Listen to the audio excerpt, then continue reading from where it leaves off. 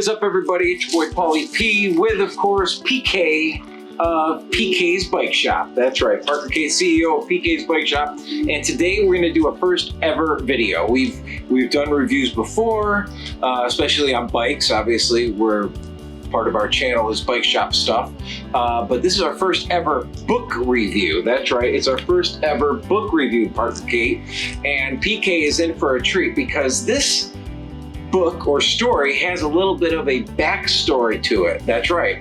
The author of this book, Parker K, I could safely say that if it wasn't for her, you wouldn't be here right now. And I know that sounds a little crazy, but the truth was, I was actually working with her. I was coaching her in tennis, training her in tennis, and we were training in Santa Monica. We came all the way here to Amelia Island, where we played a professional tennis tournament. So this book is, I believe it's called Tennis Book for Kids. I don't know, we're gonna find out right now. Let's get the old knife going. Parker, watch your fingers. There we go. Bubbly packaging. Ooh, look at this, Parker K. Story time with your boy Paulie P. A magical racket ride. A magical racket ride. Well, I am very excited about this because I know a bunch of people that went to Stanford. Marissa Irvin Marissa Irvin Gould, sorry about that, went to Stanford, and I'm sure she's a very good writer, just like all the rest of the Stanford alumni. So, journey to the 4 Grand Slam tournaments of tennis, and if anyone knows that better than anybody, it's Marissa. Starts off with our acknowledgements, right?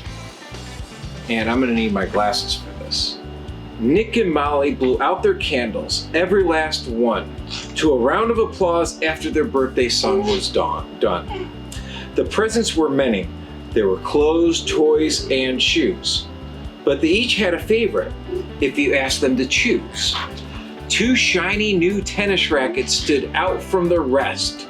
Their glistening frames surely made them the best.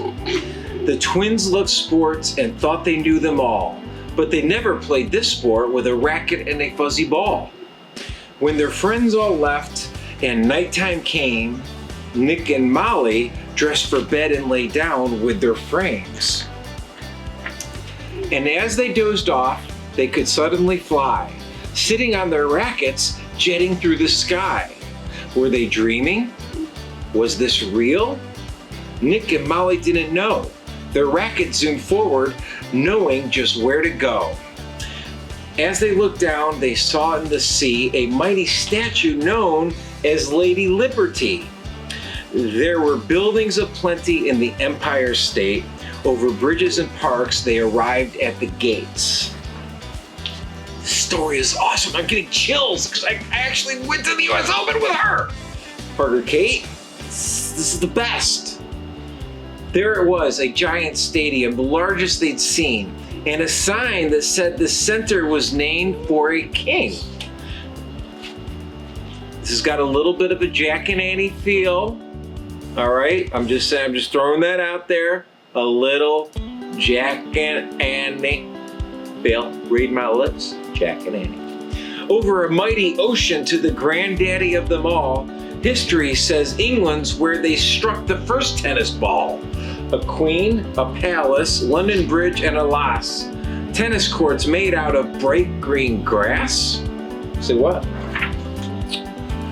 The lines in the net, they looked just the same. The surface was different, but not the rules of the game.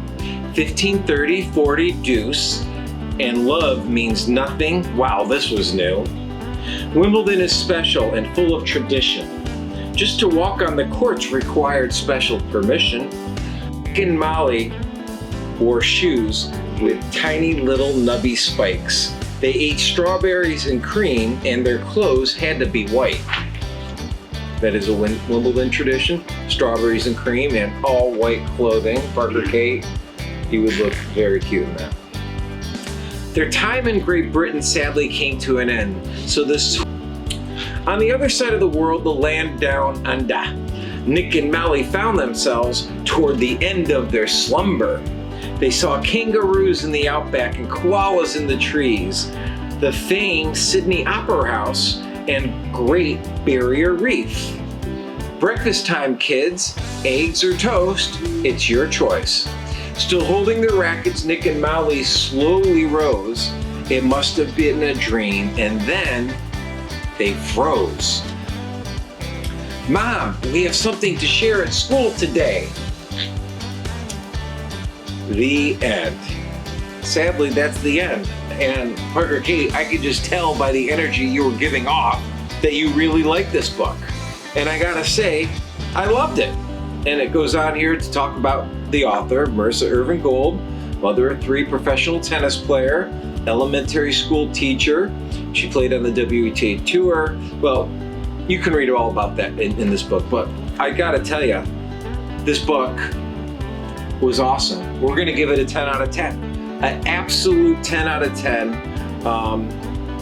It really brought back some great memories because I was lucky enough to go to these Grand Slams for Kate, and I wasn't expecting it to rhyme so absolutely perfectly, and I thought that was super cool, and I knew you saw that was super cool. So I'm going to leave a link below on how to get this book on Amazon. I think it was like $12 or $13, worth every single penny, because tennis is a wonderful sport. Not enough kids are subjected to it, in my opinion.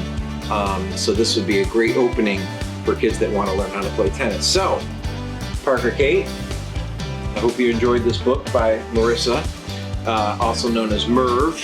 Shout out to Helene. We miss you over here in Amelia Island, Florida, and we want to say thank you for everything, because we sure are having fun. Right, Parker Kate? Peace.